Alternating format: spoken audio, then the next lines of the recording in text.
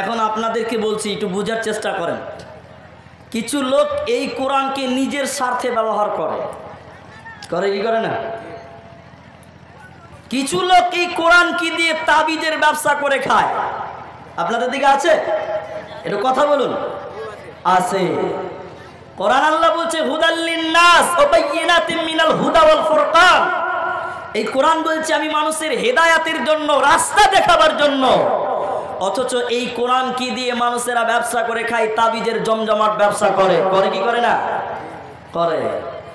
কেউ যদি কোরআনটা তাবিজ রূপে ব্যবহার করে তাহলে কোরআনের অপমান করা হয়। অপমান হয় কি না? একটু আপনারা কথা বলুন, একটু বোঝার চেষ্টা করুন। আমি আব্দুর রহমান আপনাকে এই কোরআনটা দিলাম যে ভাই আপনি কোরআনটা নেন। আপনি কোরআন নিলেন, নেওয়ার পর আপনাকে বললাম ভাই এই কোরআনটা নিয়ে একটু পায়খানায় যান। আপনি একটু পায়খানা করে আসেন, কোরআনটার সঙ্গে করে নিয়ে পায়খানায় যান। একটু জোরে বলুন, আপনারা কেউ কোরআন নিয়ে পায়খানায় যাবেন? জোরে বলুন না। এই কোরআন কি নিয়ে পায়খানায় যাওয়া যায় না।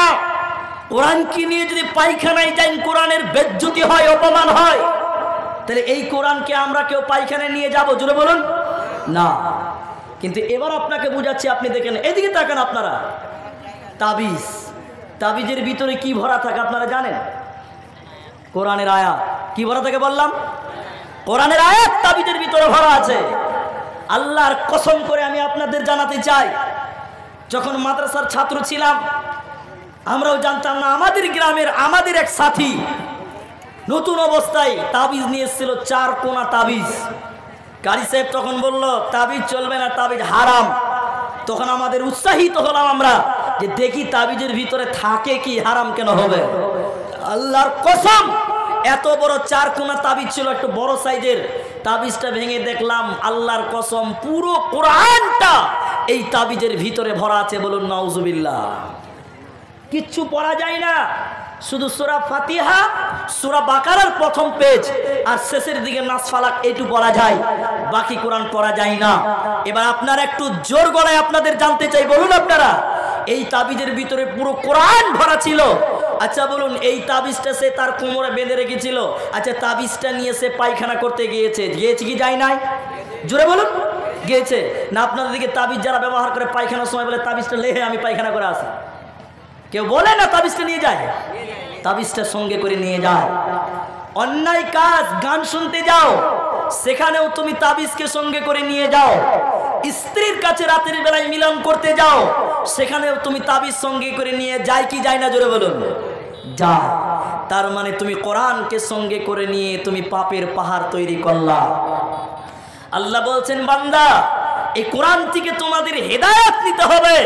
আমি আল্লাহ তোমাদের মাঝে কোরআনকে দিলাম হুদাল লিন্নাস, মানুষের জন্য, হেদায়েতের জন্য। বড় দুঃখ লাগে আল্লাহ তাবারাক ওয়া তাআলার কোরআন বলছে বান্দা পৃথিবীতে কোরআন কেন দিলাম তোমরা শুনে নাও। হুদাল লিন্নাস, মানুষের জন্য হেদায়াত। তাহলে কোরআন মানুষকে হেদায়াত দিতে পারে। এবার দ্বিতীয় আরেকটা আয়াত আপনাকে তুলে দেই। আল্লাহ তাবারাক ওয়া তাআলা সূরা আনফালের 2 নম্বর আয়াতের মাঝখানে বলছেন ওয়া ইযা তুলিয়াত আলাইহিম আয়াতুহু যাদাতুহুম ঈমানা।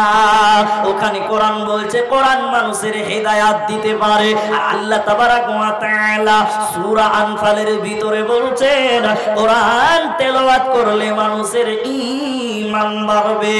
কেউ যদি কোরআন তেলাওয়াত করে সেই ব্যক্তিটার ঈমান বাড়বে আর ওই লোকটা হেদায়াত পেয়ে যাবে। এরই নাম কোরআন। তাহলে কোরআন তেলাওয়াত করলে ঈমান বাড়ে আর আল্লাহ বলছে কোরআন মানুষকে হেদায়েত দিতে পারে। দুটি কথাকে ব্রেনে নোট করে নেন। আমি আরেকটা পয়েন্ট আপনাকে ঢুকিয়ে দিই মাথা।